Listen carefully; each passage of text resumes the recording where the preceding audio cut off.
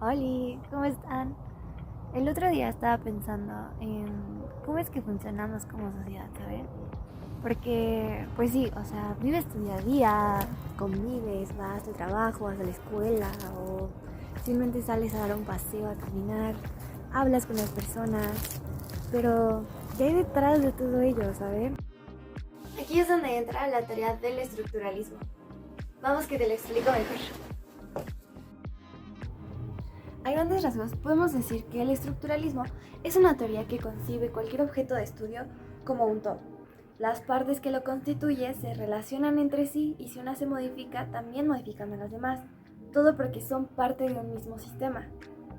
Entonces, busca entender y analizar las estructuras que subyacen, por ejemplo, en una sociedad. Bueno, surge a inicios del siglo XX gracias al trabajo en lingüística de Ferdinand de Saussure, quien fue un filósofo, un lingüista y semiólogo suizo, a quien se le adjudica ser el padre de la lingüística estructural, quien en su trabajo nos presenta que, que el lenguaje era realmente comprensible en su relación entre sí y con el sistema que lo contiene. Y si lo ponemos a pensar es que sí, el lenguaje va más allá que solo la comunicación, porque influye en cada individuo y en el rol que desempeña en la sociedad. Y es así como la corriente estructuralista surge como un movimiento filosófico en 1920, más o menos, ahí en Europa, y que justo pretendía entender cómo comprender las estructuras que producen cambios significativos en la cultura o que producen significados en la cultura simplemente. Y para ello igual se basa en métodos científicos que de distintas áreas como puede ser la psicología, la antropología o en este caso, que es el que nos interesa, la sociología. Y es por ello que desglosa las instituciones sociales, las normas y las reglas para entender cómo es que cada uno interactúa con el otro y cómo afecta a ello en conjunto a la sociedad como un todo. Y bueno, así los sociólogos pueden revelar patrones sociales o cosas muy recurrentes para entender mejor la dinámica social. Vale, como un ejemplo puede ser como una escuela, o sea, hay una estructura porque están los directivos, están los profesores y está el alumnado. Y si alguno de ellos no cumple su función o se modifica o llega a faltar uno, la estructura no está completa y ahí como hay un desorden en la función social.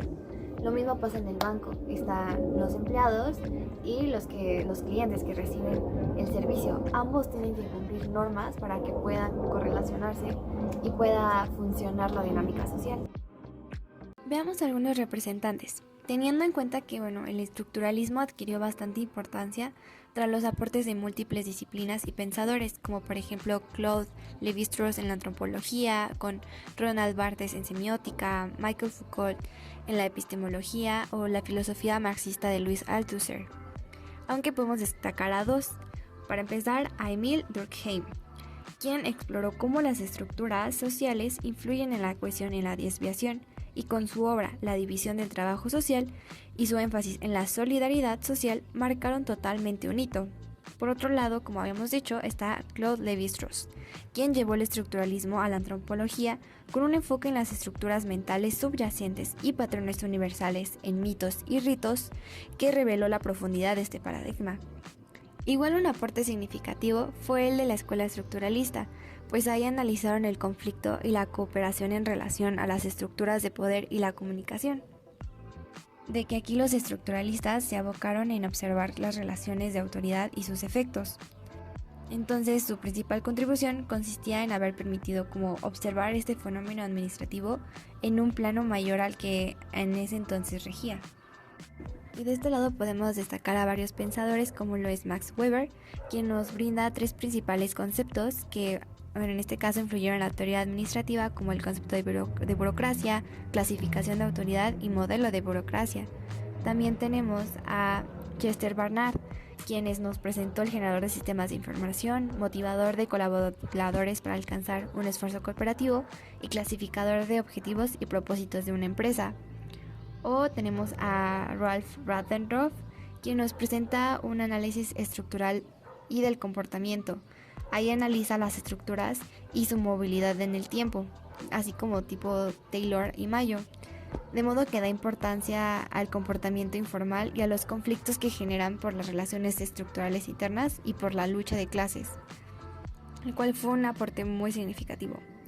Igual, por último, podemos mencionar a Renate Mayancent, quien nos aporta las estructuras de autoridad y tipología en las organizaciones, la estructura de la comunicación, disfuncionamientos estructurales y conflicto, y la formalización y burocratización.